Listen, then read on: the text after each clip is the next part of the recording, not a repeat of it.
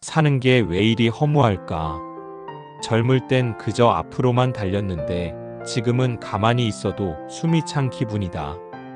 오늘 영상은 그런 마음이 드는 분들께 보내는 편지입니다. 나이가 들수록 버려야 할 것이 있습니다. 지금부터 그 이야기를 하나씩 해드릴게요. 어쩌면 여러분의 삶을 바꾸게 될지도 모릅니다.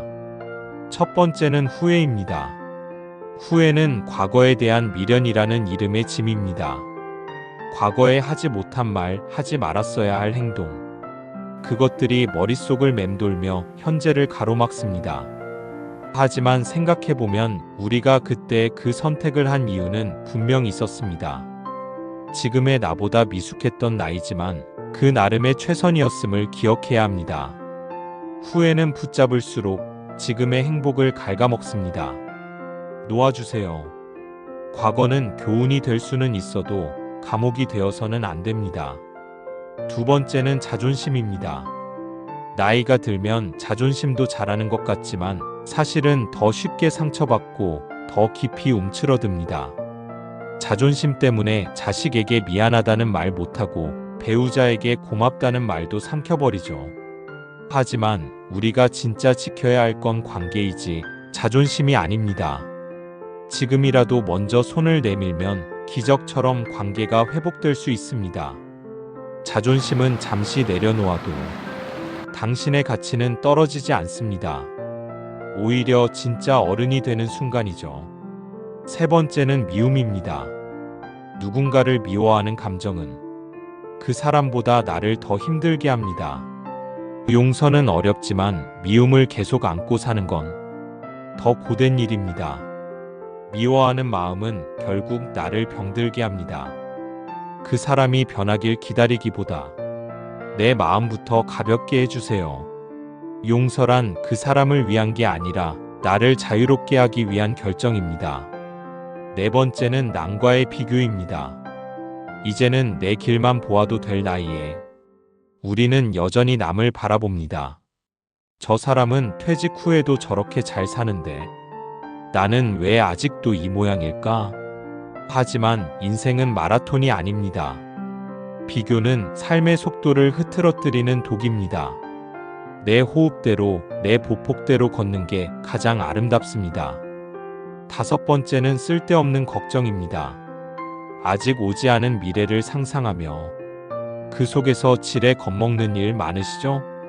아프면 어쩌지? 돈이 모자라면 어쩌지? 나중에 외로우면 어쩌지?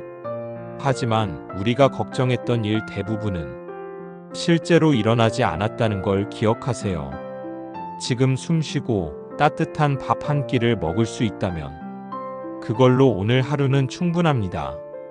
여섯 번째는 무리한 체면입니다. 자식에게 좋은 모습만 보여야 한다는 생각, 친구들 앞에서 빈틈을 보이지 않으려는 노력, 그게 오히려 자신을 더 지치게 합니다. 체면보다 중요한 건 진심입니다. 힘들다는 말 한마디, 도와달라는 부탁, 그게 인간관계를 더 깊게 만듭니다. 일곱 번째는 불필요한 물건입니다. 옷장 속 10년 된 코트, 꺼내보지도 않은 그릇 세트, 한 번도 쓰지 않은 운동기구. 쌓아두는 건 미련이고 비우는 건 용기입니다. 공간을 비우면 마음이 가벼워지고 마음이 가벼워지면 삶이 새로워집니다. 여덟 번째는 지나친 고집입니다. 내가 해봐서 아는데, 예전엔 안 그랬는데, 이 말이 입에 붙으면 새로운 세상과 멀어집니다. 세상은 변하고 사람도 변합니다. 고집보다 더 필요한 건 유연함입니다. 변화를 받아들이는 사람만이 새로운 기회를 만납니다. 아홉 번째는 외로움에 대한 두려움입니다. 나이가 들수록 친구는 줄고 대화는 줄어들죠. 그래서 외로움이 두려워집니다. 하지만 혼자 있는 시간이 꼭 외로운 건 아닙니다. 스스로와 함께하는 시간, 그건 고요한 사색의 시간일 수 있습니다. 외로움을 두려워하지 말고 고요를 즐기는 연습을 해보세요. 열 번째는 놓아주지 못하는 것입니다. 이미 떠난 사람, 끝난 인연, 다시 돌아오지 않을 시간. 그걸 끌어안고 있으면 지금의 삶이 무너집니다. 이제는 놓아줄 때입니다. 그리고 나를 위한 삶을 살아야 할 시간입니다. 지금까지 나이 들수록 버려야 할 10가지 이야기였습니다. 이 영상이 당신의 마음을 조금이나마 가볍게 해주었다면 그걸로 충분합니다. 구독과 좋아요는 당신의 따뜻한 응원입니다. 당신의 하루가 오늘보다 더 평온하길 바라며 다음 이야기에서 다시 뵙겠습니다. 나이가 들수록 지혜로워진다고들 하죠. 그런데 정말 지혜로운 사람일수록 한 가지 공통점이 있습니다. 그건 바로 말을 줄인다는 것입니다. 사람들은 어릴 때는 말로 모든 걸 해결하려 합니다. 말을 많이 해서 인정받으려 하고, 설명하려 하고, 설득하려 합니다. 하지만 나이가 들면 오히려 말은 줄고 생각은 깊어집니다. 왜일까요?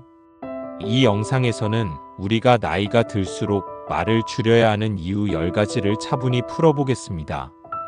이 이야기는 단순한 조언이 아닙니다. 삶의 무게와 경험이 만들어낸, 그리고 수많은 베스트셀러에서 강조하는 삶의 지혜입니다. 끝까지 함께 하시면 사람과의 관계뿐 아니라 인생 자체가 훨씬 평화로워지는 지혜를 얻어가실 수 있습니다. 첫째, 말이 많으면 실수가 많아집니다. 탈무드에서도 말은 되돌릴 수 없고 화살보다 더 빠르다라고 했습니다. 특히 나이가 들면 주변 사람들은 우리의 말 한마디에 더 민감해집니다.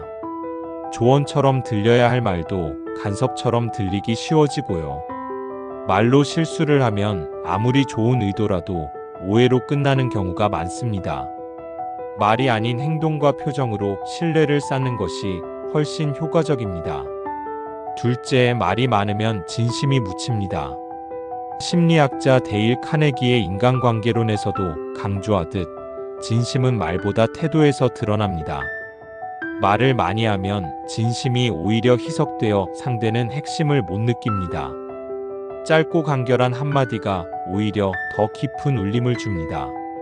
셋째, 듣는 사람이 지칩니다. 우리는 상대방을 위로한다고 생각하며 말을 계속하곤 합니다. 하지만 많은 경우 듣는 사람은 들어주기만 해도 이미 충분합니다. 특히 젊은 세대들은 조언보다 공감과 경청을 더 원합니다. 많은 말보다 그저 고개를 끄덕이고 잠시 침묵하는 것이 오히려 위로가 됩니다. 넷째, 말은 관계를 망가뜨리기도 합니다. 말의 품격의 저자 이기주 작가는 말은 흉기이기도 하다고 했습니다. 가족, 자식, 친구 사이도 말 한마디 잘못 나가면 수십 년 쌓아온 관계가 무너질 수 있죠. 특히 가까운 사이일수록 말에 더 상처받습니다. 그래서 말하기 전에 3번 생각하라는 옛말이 지금도 유효합니다. 다섯째, 말을 줄이면 신비로움이 생깁니다.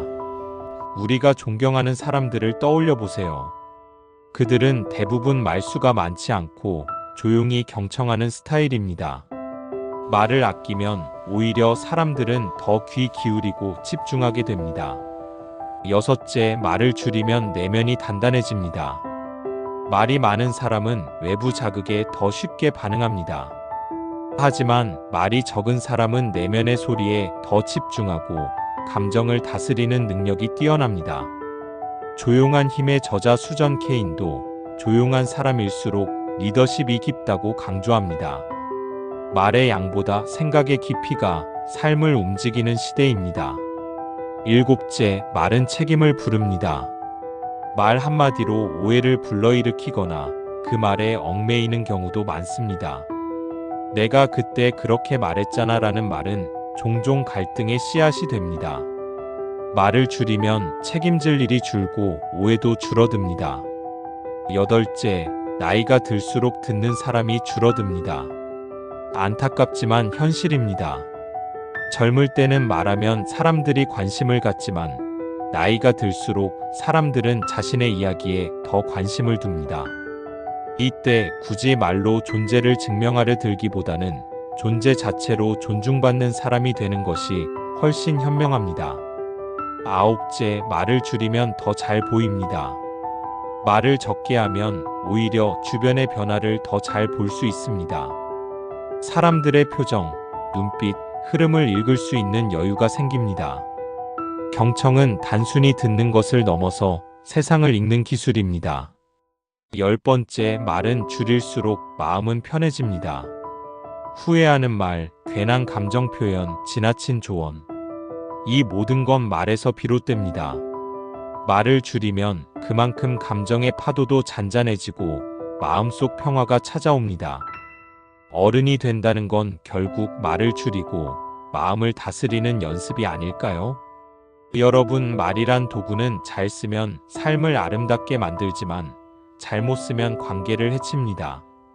나이가 들수록 우리는 말로 설득하는 사람이 아니라 말 없이도 신뢰를 주는 사람이 되어야 합니다.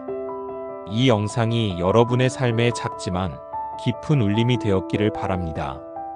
끝까지 시청해주셔서 감사합니다. 안녕하세요, 여러분. 나이가 들수록 마음이 더 편해지면 좋겠다고 느끼신 적 있으신가요? 누군가는 시간이 지날수록 더 여유롭고 행복해지는데 누군가는 점점 더 외롭고 불안해진다고 합니다. 오늘은 심리학과 관계학, 그리고 최근 베스트셀러 속 지혜들을 참고해서 나이 들수록 마음 편히 잘 사는 방법 10가지를 소개해드리려 합니다. 마지막까지 함께 하시면 지금보다 더 평온하고 행복한 하루하루를 살아가는 실천 팁을 얻어가실 수 있습니다. 1. 과거를 놓아주는 연습을 한다. 많은 분들이 과거의 후회나 상처에 머무르며 스스로를 괴롭힙니다. 그러나 내가 통제할 수 없는 일은 내려놓는다는 태도가 내 마음의 평화를 가져옵니다. 심리학자 조셉 머피는 이렇게 말합니다. 과거를 반복해서 곱씹는 것은 이미 끝난 고통을 다시 꺼내보는 행위다. 과거를 인정하고 보내주는 연습은 내면을 자유롭게 만들며 새로운 삶의 가능성을 열어줍니다. 매일 아침 오늘 하루에 집중하겠다는 다짐을 해보세요. 2. 비교하지 않고 자신의 삶에 집중한다. 나보다 더 잘 사는 친구, 자식이 잘된 이웃, SNS에서 보이는 남의 인생. 이 모든 비교는 나를 작게 만듭니다. 나이 들수록 비교는 더 깊은 외로움을 낳습니다.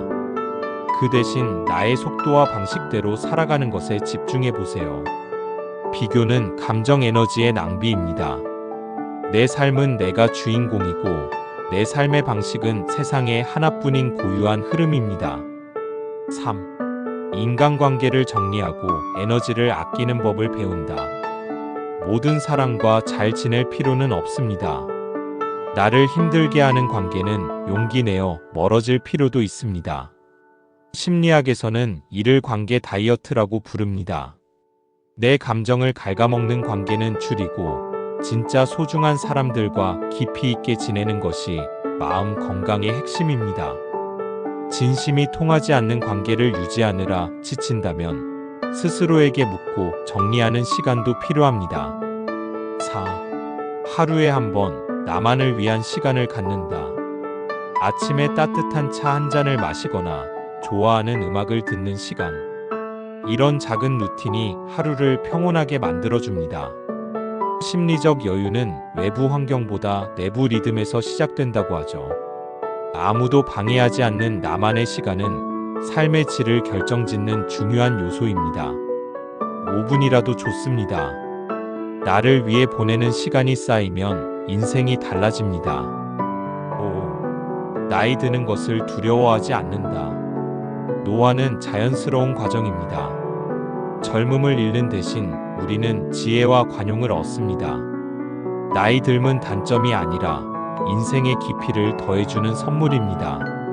자신의 나이를 받아들이는 순간부터 마음이 편해집니다. 삶의 계절마다 아름다움이 있다는 것을 믿어보세요.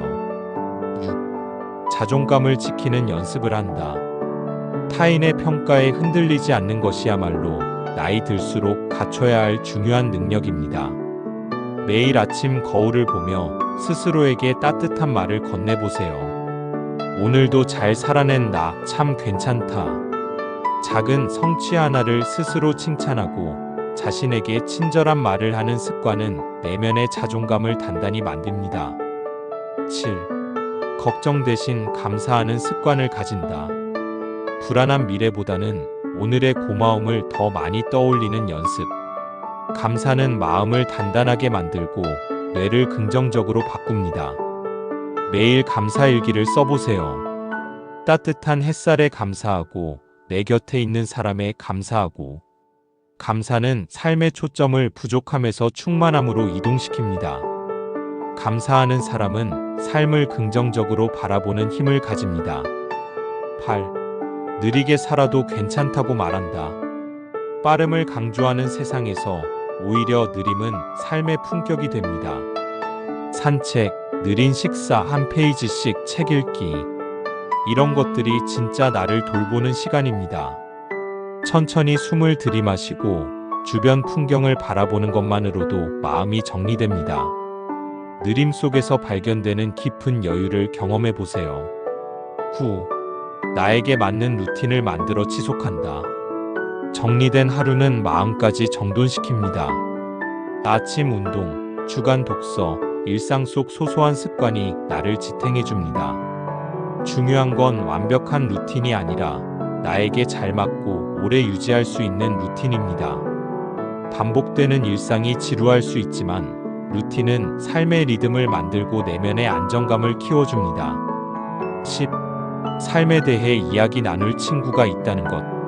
마음을 나눌 수 있는 친구 한 명만 있어도 우리는 더 건강하고 오래 산다고 합니다. 나이를 먹을수록 대화는 삶의 약이 됩니다. 때론 누군가의 이야기를 듣는 것만으로도 치유가 일어납니다. 누군가와 속 깊은 이야기를 나누는 시간은 혼자서는 풀기 어려운 감정을 정리하게 해줍니다. 그런 존재가 곁에 있다는 것만으로 삶은 훨씬 따뜻해집니다. 오늘 소개한 마음 편히 잘 사는 10가지 방법 중에서 여러분의 마음에 와닿는 항목은 무엇인가요? 꼭 10가지 모두 하지 않아도 괜찮습니다. 단 하나라도 오늘부터 실천해보면 인생은 분명히 달라질 수 있습니다.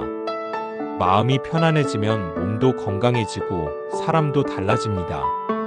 무엇보다 중요한 건 오늘 하루 나 자신에게 친절하게 대하는 마음입니다. 영상이 도움이 되셨다면 구독과 좋아요, 알림 설정도 부탁드릴게요. 다음 영상에서는 또 다른 따뜻한 이야기로 찾아뵙겠습니다. 고맙습니다. 사람을 내 편으로 만들고 싶다면 말보다 강한 무기는 없습니다. 어떤 말투로, 어떤 방식으로 대화하느냐에 따라 관계는 달라집니다. 오늘은 대화만으로도 사람의 마음을 얻고 신뢰를 쌓고 내 편으로 만드는 10가지 방법을 이야기해 보겠습니다. 1. 이름을 부르는 것의 힘. 사람은 자신이 특별한 존재로 인식되길 원합니다. 이름을 불러주는 것만으로도 상대는 내가 존중받고 있구나라는 느낌을 받습니다. 특히 나이가 들수록 이름을 불러주는 일은 더 감동적으로 다가옵니다. 가볍게 인사하면서도 김 선생님, 오늘도 좋은 하루 보내세요라고 말해보세요. 단순한 인사가 신뢰로 바뀝니다. 2. 맞장구는 공감의 리듬이다. 말을 잘한다는 건 결국 상대의 말을 잘 듣는다는 뜻이기도 합니다.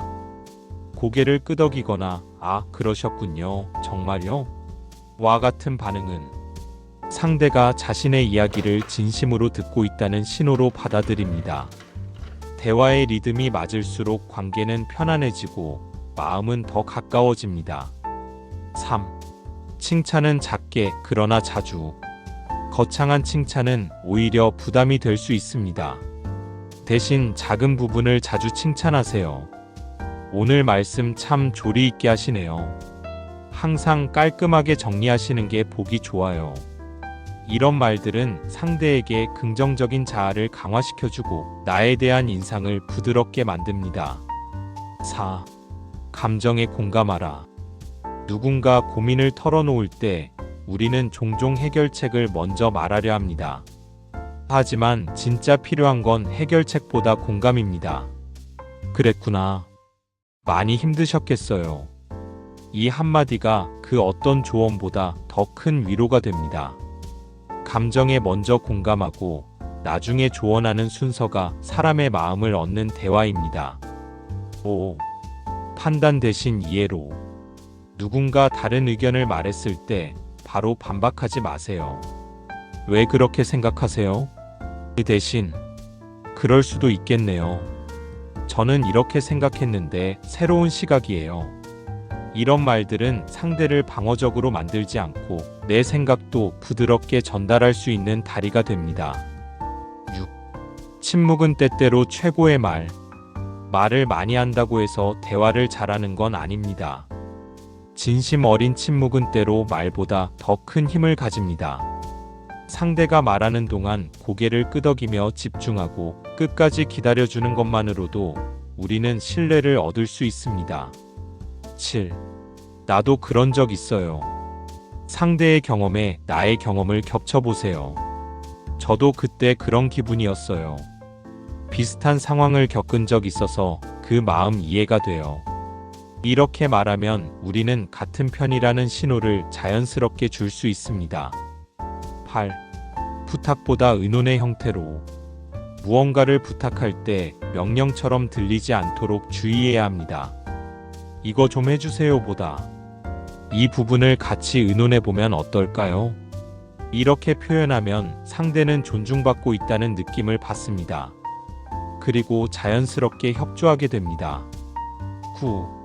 대화의 끝은 따뜻하게. 사람은 대화의 끝을 기억합니다. 처음보다 마지막 인상이 더 중요하다는 말이 있죠. 오늘 이야기 즐거웠어요. 고맙습니다. 이런 따뜻한 마무리는 다음 만남의 분위기까지 좋게 만듭니다. 10. 진심 어린 인정은 관계의 기적을 만든다. 당신 덕분에 일이 잘 풀렸어요. 그건 정말 당신이니까 가능한 일이었죠. 이런 말들은 상대를 감동시키고 나를 신뢰하게 만드는 결정적 한마디가 됩니다. 진심은 결국 전해지고 그 진심은 나를 사람들의 중심으로 이끕니다. 오늘 말씀드린 10가지 대화법 어렵지 않지만 실천하면 큰 변화가 찾아옵니다. 하루에 하나씩만 실천해보세요. 관계가 달라지고 내 주변에 든든한 내 편이 하나둘 생기게 될 겁니다. 이 영상이 도움이 되셨다면 좋아요와 구독 부탁드립니다. 좋은 말을 전하는 채널, 앞으로도 함께 해주세요. 안녕하세요. 오늘은 여러분의 삶을 더 가볍고 행복하게 만들어줄 중요한 이야기를 해보려 합니다. 혹시 누군가와의 관계 때문에 스트레스를 받고 계신가요? 인간관계는 우리의 삶에서 아주 중요한 요소지만 때때로 우리를 피곤하게 만들고 에너지를 빼앗아 가는 사람들도 있죠. 오늘은 당장 손절해야 할 인간 유형 10가지를 알려드릴 테니 영상을 끝까지 보시고 여러분의 삶을 더 건강하게 만드세요. 1. 항상 부정적인 사람. 이들은 무슨 일이든 비관적으로 보고 늘 불평과 불만을 늘어놓습니다. 함께 있으면 기운이 빠지고 나까지 부정적인 영향을 받게 됩니다. 긍정적인 에너지를 주는 사람이 아니라면 그 관계를 지속할 필요가 없습니다. 오히려 나의 삶에 더 좋은 영향을 줄 수 있는 사람들과 가까워지는 것이 중요합니다. 2. 남의 성공을 시기하는 사람. 친구인 줄 알았지만 당신이 잘 되면 진심으로 축하해 주지 않는 사람들이 있습니다. 이런 관계는 결국 서로에게 상처만 남깁니다. 진정한 친구는 당신의 성공을 함께 기뻐하는 사람입니다. 나의 행복과 성공을 응원해 주지 않는다면 그 관계는 재고해 볼 필요가 있습니다. 3. 끊임없이 피해자 코스프레하는 사람. 늘 자신이 피해자라고 주장하고 모든 문제의 원인을 남에게 돌리는 유형입니다. 이런 사람과 가까이 지내면 본의 아니게 감정적으로 소모될 수 있습니다. 처음에는 그들의 이야기에 공감하고 위로해 줄 수도 있지만 시간이 지나면서 당신의 감정적 에너지를 소진시키게 됩니다. 4. 지나치게 의존하는 사람. 어떤 일이든 스스로 해결하려 하지 않고 늘 주변 사람에게 기대려고 합니다. 결국 당신이 부담을 떠안고 피로감이 쌓이게 됩니다. 특히 이런 사람들은 당신이 돕는 것이 당연하다고 여기기 때문에 거절하면 섭섭해하거나 서운해할 수도 있습니다. 하지만 건강한 관계를 위해서는 적절한 거리두기가 필요합니다. 5. 가스라이팅하는 사람. 당신의 생각이나 감정을 조종하려 하면서 자존감을 낮추는 유형입니다. 이런 관계가 지속되면 심리적으로 지치고 자신을 잃게 됩니다. 상대가 나를 존중하지 않고 내 감정을 조작하려 한다면 반드시 관계를 재정비해야 합니다. 가스라이팅을 당하면 스스로의 판단력을 믿기 어려워지기 때문에 주변의 건강한 사람들에게 조언을 구하는 것도 중요합니다. 6. 필요할 때만 연락하는 사람. 자신에게 유리할 때만 다가오고 도움을 받을 때만 친한 척하는 사람들은 진정한 친구가 아닙니다. 이런 사람들은 평소에는 연락이 없다가 자신이 필요할 때만 접근합니다. 이런 관계를 지속하면 결국 나만 손해를 보게 됩니다. 나에게 진정한 관심을 갖고 있는 사람들과 관계를 맺는 것이 중요합니다. 7. 끊임없이 남을 평가하고 비판하는 사람. 이들은 남의 단점을 지적하고 본인 기준에 맞추려 합니다. 이런 관계에서는 나 자신이 위축되고 자존감이 낮아질 수밖에 없습니다. 특히 이런 사람들은 본인의 문제는 인정하지 않고 타인을 깎아내리는 데 집중합니다. 건강한 인간관계를 위해서는 나를 있는 그대로 존중해 주는 사람들과 함께해야 합니다. 8. 거짓말이 습관인 사람. 작은 거짓말부터 큰 거짓말까지 반복하는 사람들과의 관계는 신뢰를 무너뜨립니다. 신뢰가 없는 관계는 오래 지속될 수 없습니다. 거짓말을 하는 사람과 가까이 지내다 보면 언젠가 나도 속을 수밖에 없습니다.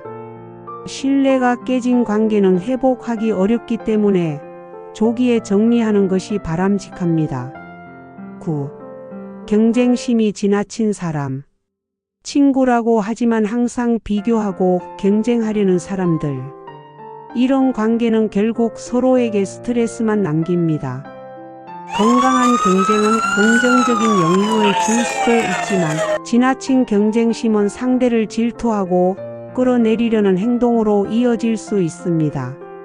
나의 성장을 진심으로 응원하는 사람들과 함께하는 것이 더 좋은 선택입니다.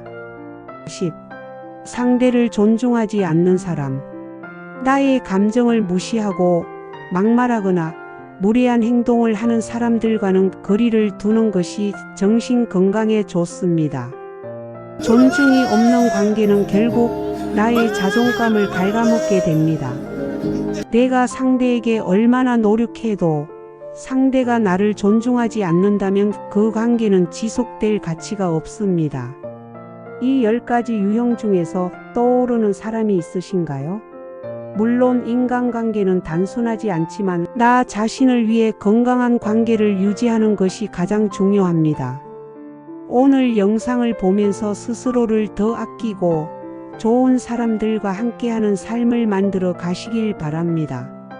영상이 도움이 되셨다면 좋아요와 구독, 그리고 알림 설정까지 부탁드립니다.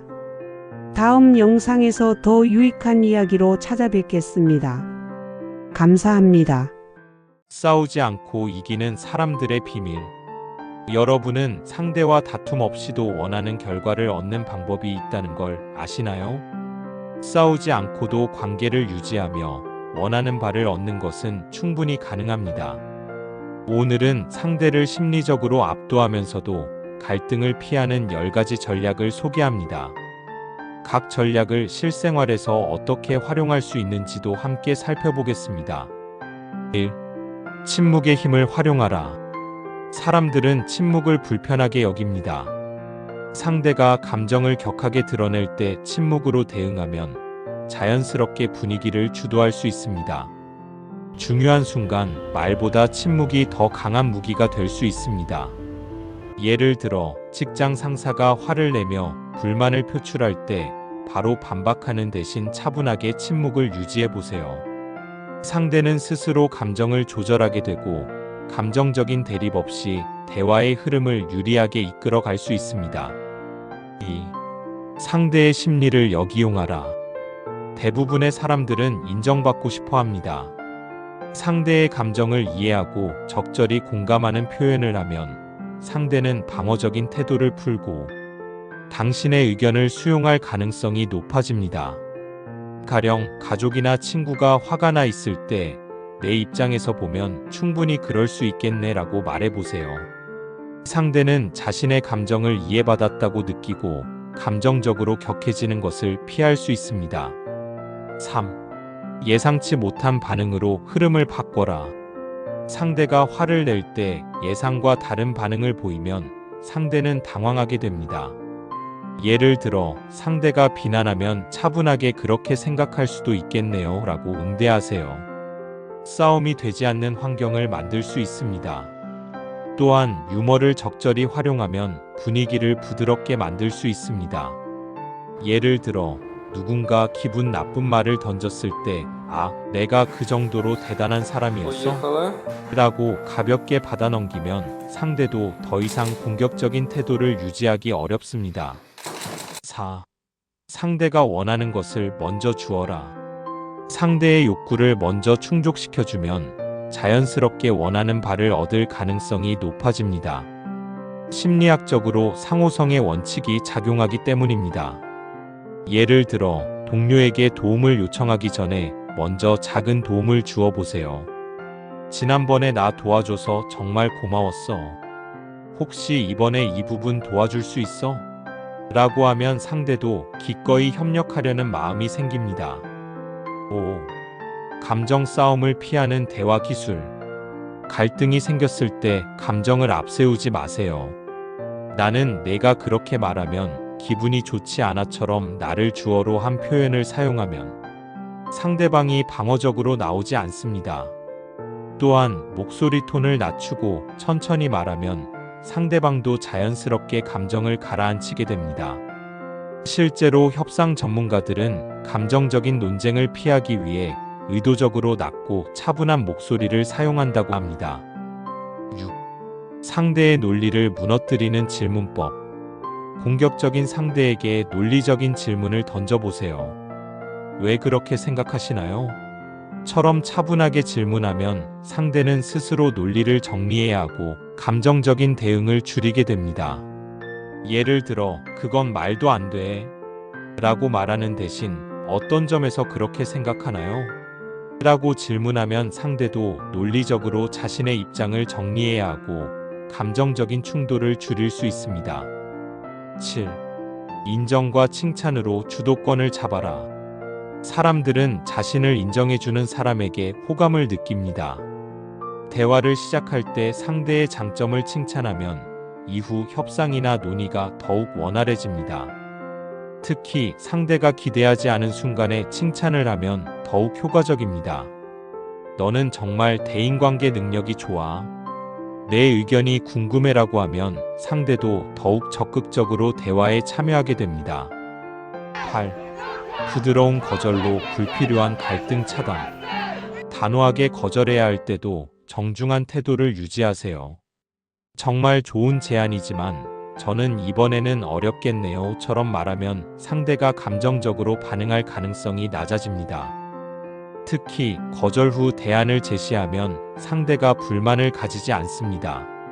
이번에는 힘들지만 다음에는 꼭 돕고 싶어요라고 말하면 관계를 유지하면서도 자신의 입장을 지킬 수 있습니다. 9. 적을 만들지 않는 갈등 해결법. 어떤 상황에서도 상대를 적으로 만들지 않는 것이 중요합니다. 상대방의 체면을 세워주면서도 본인의 입장을 유지하는 것이 갈등 해결의 핵심입니다. 예를 들어 내 의견도 맞지만 내 입장에서는 이렇게 보는 게 더 낫다고 생각해라고 하면 상대가 반감을 가지지 않으면서도 자신의 주장을 펼칠 수 있습니다. 10. 결국 이기는 사람들의 공통된 습관. 싸우지 않고 이기는 사람들은 감정을 다스릴 줄 압니다. 즉각적으로 반응하지 않고 상대의 의도를 먼저 파악한 후 대응하는 습관을 가지세요. 실제로 성공한 사람들은 논쟁을 피하고 협력적인 태도를 보이는 경우가 많습니다. 감정을 다스리는 연습을 하면 인간관계뿐만 아니라 비즈니스에서도 더 큰 성공을 거둘 수 있습니다. 오늘 소개한 10가지 방법을 실생활에 적용해 보세요. 사람과의 관계에서 갈등을 피하면서도 원하는 결과를 얻을 수 있습니다. 이 영상이 도움이 되었다면 좋아요와 구독을 눌러주시고 댓글로 여러분의 경험을 공유해주세요. 다음 영상에서는 대화만으로 사람을 내 편으로 만드는 법을 다룰 예정이니 기대해주세요. 혹시 이런 경험 있으신가요? 친한 친구나 지인과 이야기하다가 상대방이 은근히 자랑하는 말을 해서 불편했던 적, 때로는 부러움보다는 부담이 되고 관계가 서서히 멀어지게 되는 이유가 되기도 합니다. 오늘은 인간관계에서 절대 자랑해서는 안 되는 10가지에 대해 이야기해 보겠습니다. 끝까지 들으시면 관계를 망치는 말습관을 피하고 더욱 지혜롭게 인간관계를 유지하는 방법을 배우실 수 있을 겁니다. 1. 돈과 재산. 나 이번에 좋은 투자처를 찾아서 큰 돈을 벌었어. 이런 말을 들으면 상대방은 어떻게 느낄까요? 돈이 많다는 사실을 알리면 존경받을 거라고 생각할 수도 있지만 현실은 다릅니다. 돈 이야기는 상대방에게 상대적 박탈감을 줄 수도 있고 원하지 않는 질투와 견제를 불러올 수 있습니다. 돈이 많아도 적어도 조용히 있는 것이 가장 현명한 방법입니다. 2. 자녀의 성공.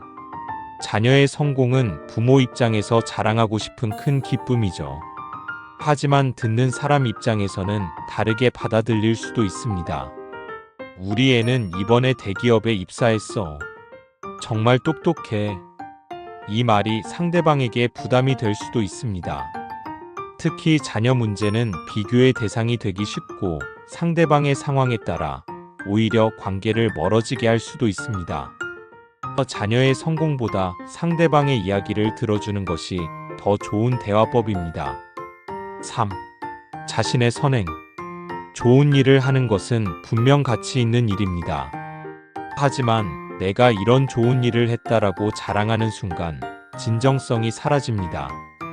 진정한 선행은 보이지 않는 곳에서 조용히 실천하는 것입니다. 타인을 돕는 것은 그 자체로 의미가 있어야지 자랑거리가 되어서는 안 됩니다. 진짜 착한 사람은 자랑하지 않습니다. 4. 학벌과 경력. 학벌이나 직업, 경력에 대한 자랑은 무의식 중에라도 듣는 사람에게 위화감을 줄 수 있습니다. 내가 예전에 명문대를 나와서 그런지 이런 건 금방 이해하더라. 이런 말이 계속되면 상대방은 대화 속에서 위축될 수도 있습니다. 지혜로운 사람은 자신의 배경을 드러내기보다 행동으로 신뢰를 얻습니다. 5. 인간관계와 친분. 나 그 유명한 사람 알아. 내가 누구랑 친해. 이런 말은 상대방에게 그다지 큰 감동을 주지 않습니다. 오히려 허세처럼 보일 수도 있습니다. 정말 중요한 관계는 굳이 말하지 않아도 자연스럽게 드러나기 마련입니다. 인맥을 과시하는 것이 아니라 진정한 관계를 소중히 유지하는 것이 더 중요합니다. 6. 비싼 물건이나 명품. 이 시계 이번에 해외에서 한정판으로 구한 거야. 비싼 물건을 자랑하는 것은 듣는 사람에게 불필요한 비교 의식을 심어줄 수 있습니다. 자랑이 아니라 그 물건을 자신이 어떻게 활용하고 있는지가 더 중요합니다. 진정한 가치는 소유가 아니라 내면에서 나옵니다. 7. 여행 경험. 여행을 다녀오는 것은 분명 즐거운 경험입니다. 하지만 상대방이 비슷한 경험을 하지 못했다면 그 자랑이 불편하게 느껴질 수도 있습니다. 이번에 유럽 갔다 왔는데 한국이랑 비교가 안 되더라. 이런 말보다는 여행을 다녀와서 이런 걸 배웠어라는 방식으로 이야기하면 상대방도 더 공감할 수 있습니다. 그 경험은 공유하는 것이지 자랑하는 것이 아닙니다. 8. 건강과 외모. 나 요즘 운동해서 몸이 진짜 좋아졌어. 이런 말은 듣는 사람에게 부담을 줄 수 있습니다. 건강한 생활을 하는 것은 중요하지만 이를 굳이 자랑하는 것은 상대방을 불편하게 만들 수 있습니다. 건강한 삶은 남에게 보여주기보다 자신을 위해 실천하는 것입니다. 9. 연애나 배우자. 우리 남편 아내는 정말 완벽해. 너무 자상하고 능력도 좋아. 이런 말이 자칫하면 듣는 사람에게 박탈감을 줄 수 있습니다. 특히 혼자이거나 관계에 어려움을 겪고 있는 사람에게는 더욱 그렇습니다. 행복한 관계일수록 조용한 것이 더 아름답습니다. 10.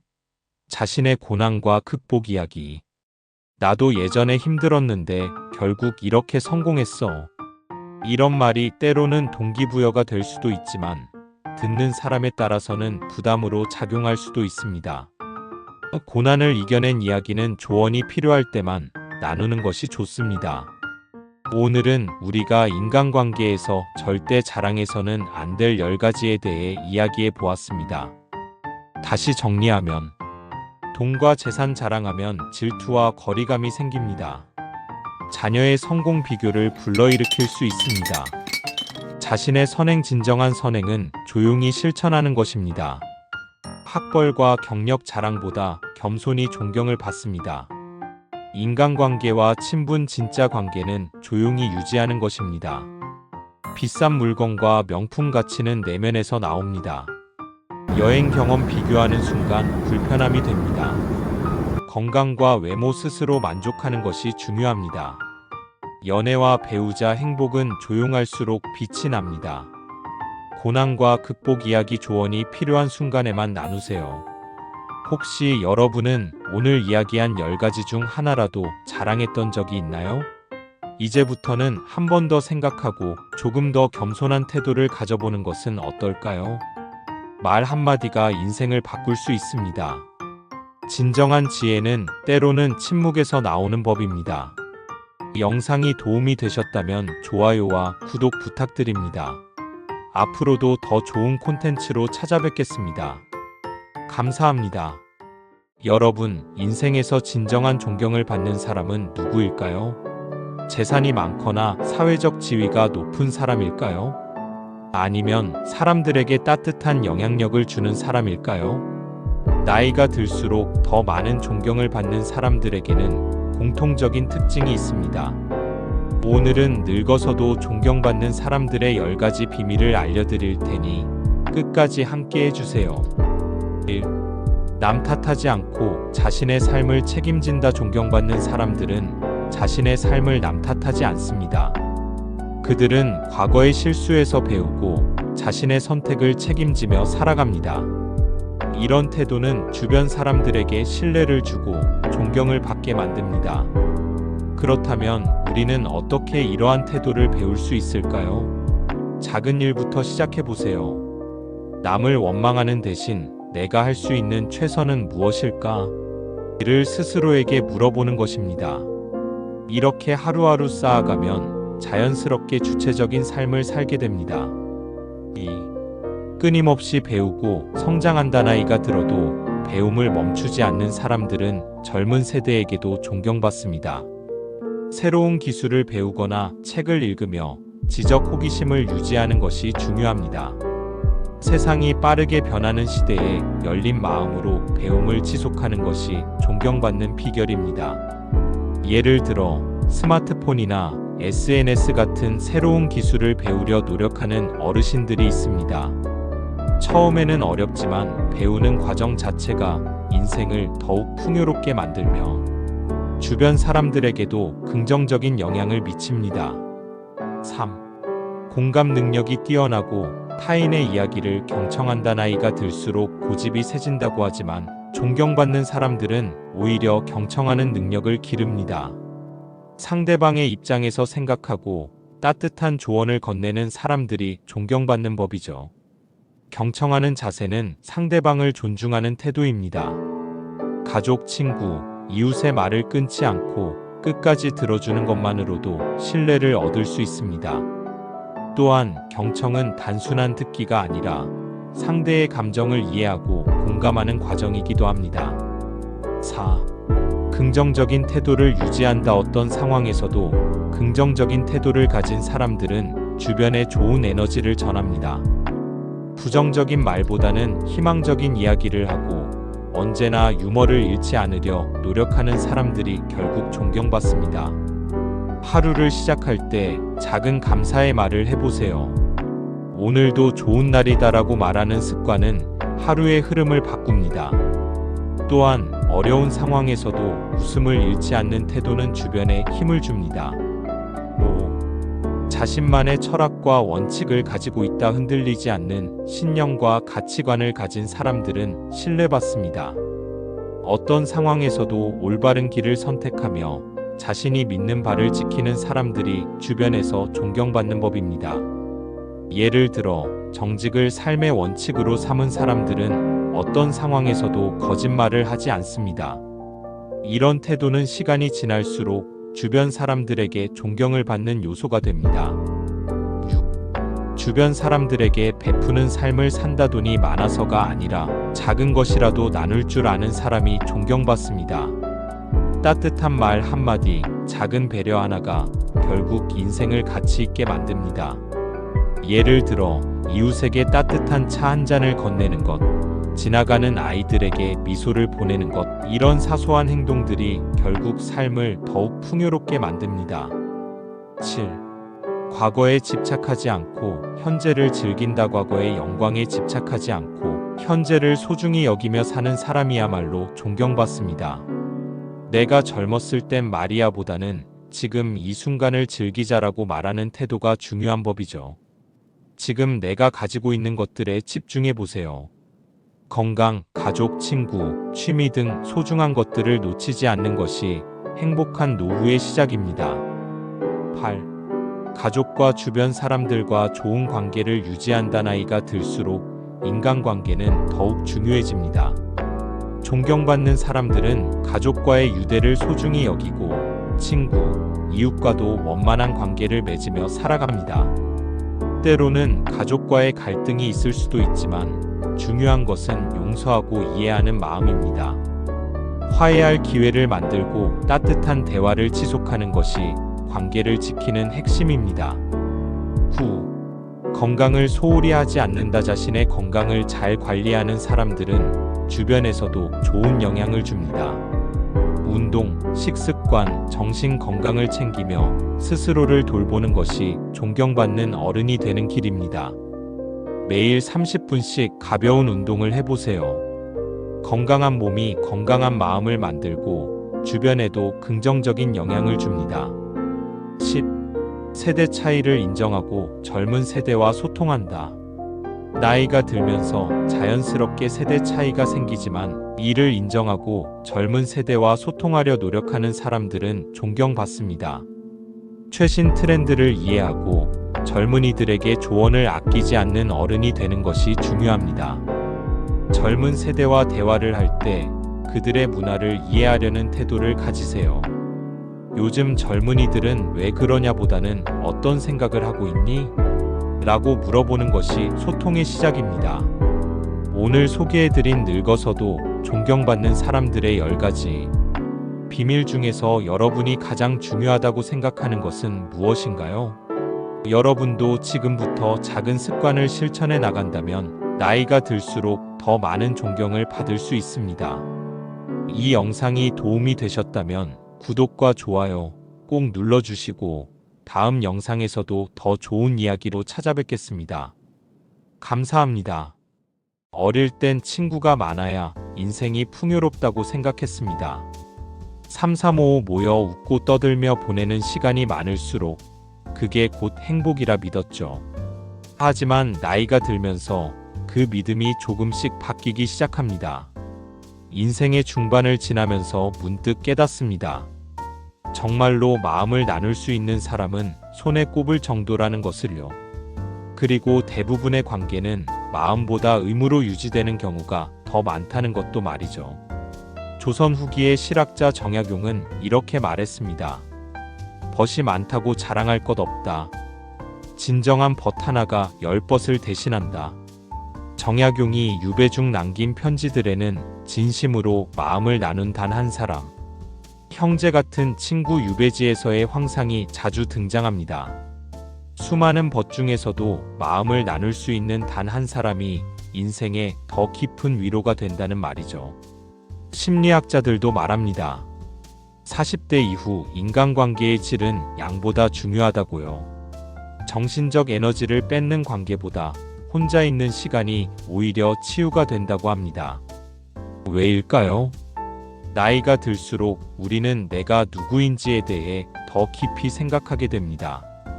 남이 나를 어떻게 보는지가 아니라 내가 나를 어떻게 대하는지가 중요해지는 시기. 그 시기에는 군더더기 없는 관계가 더 소중해지는 법입니다. 혹시 요즘 예전만큼 연락이 오지 않는 친구들이 많아졌다고 느끼시나요? 생일이 지나도 축하 문자가 오지 않고 내가 먼저 연락하지 않으면 영영 소식조차 들을 수 없는 사람들. 그렇다면 괜찮습니다. 그건 자연스러운 인생의 흐름이니까요. 이제는 관계를 유지해야 한다는 불안에서 벗어나 나 자신과 잘 지내는 법을 배우는 것이 더 중요합니다. 혼자 밥을 먹고, 혼자 카페에 가고, 혼자 여행을 떠나는 일. 예전엔 외롭다고 느껴졌던 이 시간이 이제는 자유롭고 평온하게 느껴진다면 당신은 삶의 지혜를 하나 더 얻은 것입니다. 물론 완전히 혼자만 살아가라는 말이 아닙니다. 하지만 꼭 누군가와 함께 있어야 한다는 강박, 마음에도 없는 안부 연락을 억지로 해야 한다는 부담은 내려놔도 된다는 뜻입니다. 인생 후반기에는 나와 대화하는 시간이 많아질수록 마음이 편해집니다. 그리고 진짜 좋은 인연은 억지로 유지하지 않아도 자연스럽게 남아있게 됩니다. 인위적인 관계를 끊어내야 진짜 사람을 만날 공간이 생기니까요. 외로움은 무섭지만 더 무서운 건 자신을 잃어가는 것입니다. 진짜 무서운 건 외롭지 않기 위해 끊임없이 나 아닌 누군가가 되려 애쓰는 일입니다. 지금 이 영상을 보고 계신 당신, 혹시 누군가를 놓아야 할 시점에 계신가요? 괜찮습니다. 그 사람 없이도 당신은 충분히 잘 살 수 있고, 어쩌면 그게 당신 인생의 가장 큰 선물이 될 수도 있습니다. 이제는 누군가에게 맞추는 인생이 아니라 나에게 맞춘 인생을 살아가셔도 됩니다. 친구가 없으면 안 된다는 말, 그건 젊었을 때의 생각입니다. 이제는 내가 편안한 관계가 가장 중요합니다. 진짜 행복은 고요함 속에서 자신과 마주할 때 비로소 찾아옵니다. 그리고 그 순간이 바로 인생의 황금기입니다. 이런 이야기 평소에도 듣고 싶으신가요? 구독과 좋아요는 저에게 큰 힘이 됩니다. 앞으로도 삶의 깊이를 더하는 이야기들 꾸준히 전해드릴게요. 감사합니다. 여러분 안녕하세요. 혹시 이런 생각 해보신 적 있으신가요? 나는 평생 열심히 일했는데 왜 노후가 불안하지? 하지만 같은 시대에 살면서도 편안한 노후를 즐기는 사람들이 있습니다. 그 사람들은 과연 어떤 습관을 가지고 있었을까요? 오늘은 부자 아빠, 가난한 아빠, 습관의 힘, 돈의 속성 등 베스트셀러에서 얻은 지혜를 바탕으로 편안한 노후를 누리는 부자들의 습관 10가지를 쉽게 풀어드릴게요. 끝까지 보시면 지금 당장 실천할 수 있는 습관 하나쯤은 꼭 가져가실 수 있을 겁니다. 첫째, 부자들은 소득보다 지출을 먼저 관리합니다. 많이 버는 것보다 더 중요한 건 계획적으로 쓰는 습관입니다. 한 달에 500만 원을 벌어도 510만 원 쓰면 결국 마이너스고, 한 달에 200만 원을 벌어도 150만 원만 쓰면 그게 바로 자산이 됩니다. 부자 아빠, 가난한 아빠에서도 자산과 부채의 개념을 강조했듯 지출을 통제하지 못하면 자산은 늘지 않습니다. 매달 지출을 종이에 쓰기만 해도 절반은 이미 관리가 시작된 겁니다. 돈의 흐름을 눈으로 보는 것만으로도 습관이 바뀌어요. 둘째, 자동이체로 저축을 습관화합니다. 저축은 의지로 하는 게 아니라 시스템으로 만드는 게 정답입니다. 월급 들어오자마자 일정 금액을 다른 통장으로 자동이체하면 그 돈은 아예 없는 셈이 됩니다. 그럼 신기하게도 남는 돈으로만 생활하게 되고 언제부터인가 통장에 돈이 차곡차곡 쌓이기 시작하죠. 돈의 속성에서는 돈은 나를 위해 일하게 만들어야 한다고 했습니다. 자동저축은 그 시작이 됩니다. 처음엔 작게 5만 원부터라도 괜찮습니다. 셋째, 작은 돈을 소중히 여깁니다. 1,000원 아끼는 건 작아 보이지만 그게 하루면 1만 원, 한 달이면 30만 원입니다. 커피 한 잔, 불필요한 배달비, 편의점 간식. 이런 지출이 쌓이면 무시 못할 돈이 됩니다. 습관의 힘에서도 반복되는 작은 행동이 장기적으로 큰 변화를 만든다고 했죠. 작은 돈을 무시하지 않는 태도, 그것이 부자의 시작입니다. 넷째, 노후에 필요한 생활비를 계산해 봅니다. 은퇴 후 얼마나 오래 살지 모르는 지금 막연하게 노후가 걱정되라고 말하는 건 소용없습니다. 필요한 생활비를 숫자로 계산해 보면 어느 정도 자산이 필요할지, 어떤 준비가 부족한지 보이기 시작합니다. 월세, 식비, 의료비, 통신비 등 항목별로 적어보고 최소한의 생계비와 여유 있는 생활비를 나눠보는 것도 좋습니다. 수치가 명확해지면 준비도 더 구체적이 됩니다. 두려움은 정보 부족에서 나오기 마련입니다. 다섯째, 건강을 최고의 자산으로 여깁니다. 의료비는 노후를 위협하는 최대 변수입니다. 어르신들 중에는 병원비 때문에 적금을 깨는 경우도 많습니다. 하지만 건강을 지키면 돈도 지킬 수 있습니다. 하루 만보 걷기, 싱겁게 먹기, 정기 건강검진, 금연 등 작은 습관들이 병원 관리를 줄여주고 약에 의존하지 않아도 되는 건강한 삶을 만들어줍니다. 몸이 아프면 여행도 못 가고 친구도 만나기 어려워지죠. 노후의 여유는 결국 몸이 받쳐줄 때 가능합니다. 여섯째, 사람보다 시스템을 믿습니다. 나는 지출을 잘 통제해라고 말하는 사람도 카드를 쓰기 시작하면 어느새 한 달 예산을 초과합니다. 그래서 부자들은 사람의 감정이 아닌 시스템에 의존하는 습관을 갖고 있습니다. 예를 들면 카드 대신 체크카드를 사용하고 예산 초과 시 알람이 울리는 앱을 쓰는 식입니다. 지출을 눈으로 보고 미리 제한을 걸어두는 것만으로도 과소비를 막는 데 큰 도움이 됩니다. 사람은 흔들리지만 시스템은 흔들리지 않습니다. 일곱째, 재테크보다 소득 파이프라인을 만듭니다. 부자들은 투자로 한 방을 노리지 않습니다.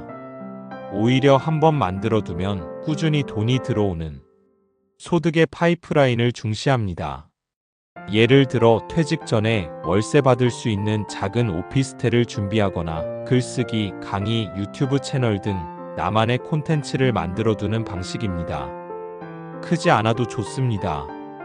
매달 들어오는 10만원, 20만원이 주는 심리적 안정감은 생각보다 훨씬 큽니다. 여덟째, 주변 사람들과 돈 이야기를 자주 나눕니다. 돈 이야기를 꺼내는 걸 부끄럽게 여기는 문화가 아직도 남아있지만 진짜 부자들은 오히려 가족, 지인들과 돈에 대해 자주 이야기합니다. 좋은 금융상품, 재테크 정보, 세금 절세 방법 같은 것들은 혼자 알기보다 함께 공유할 때 더 빛을 발합니다. 게다가 자녀들과도 솔직하게 돈 이야기를 나눌 수 있어야 가정의 재정 교육이 자연스럽게 이뤄집니다. 돈 이야기를 나누는 건 돈을 더 잘 다루는 첫걸음입니다. 아홉째, 끊임없이 배웁니다. 이 나이에 뭘 배우냐는 말은 옛말입니다. 유튜브, 평생교육원, 도서관, 온라인 강좌. 지금은 돈 안 들이고 배울 수 있는 방법이 넘쳐납니다. 새로운 걸 배우면 뇌가 활성화되고 그만큼 건강도 좋아지고 자존감도 올라갑니다. 배운 걸 나만 알고 있는 게 아니라 주변 사람들에게 알려주고 나누면 그 자체로 삶의 보람도 커집니다. 10번째, 감사와 만족을 표현합니다. 돈이 많아도 불행한 사람은 주변에 꼭 있습니다. 반대로 많지 않아도 항상 웃고 여유로운 분들도 있죠. 그 차이는 감사하는 습관에 있습니다. 오늘 내가 가진 것, 함께하는 사람들, 따뜻한 햇살과 건강한 몸 하나에도 감사하는 마음을 가지면 쓸데없는 소비가 줄고 만족감은 오히려 올라갑니다. 행복의 기원에서도 인간은 소유보다 관계에서 행복을 느낀다고 말합니다. 감사의 표현이야말로 진짜 부자의 태도입니다. 이렇게 10가지 습관을 살펴봤습니다. 이 중 하나라도 오늘부터 실천하신다면 여러분의 노후는 지금보다 훨씬 더 든든해질 겁니다. 중요한 건 지금 가진 돈보다 그 돈을 다루는 습관입니다. 그리고 그 습관은 지금 이 순간의 작은 행동에서 시작됩니다. 오늘도 영상 함께 해주셔서 진심으로 감사드립니다. 좋아요와 구독, 그리고 댓글로 여러분의 생각을 들려주세요. 우리는 앞으로도 함께 더 나은 삶을 준비해 나갈 수 있습니다. 고맙습니다.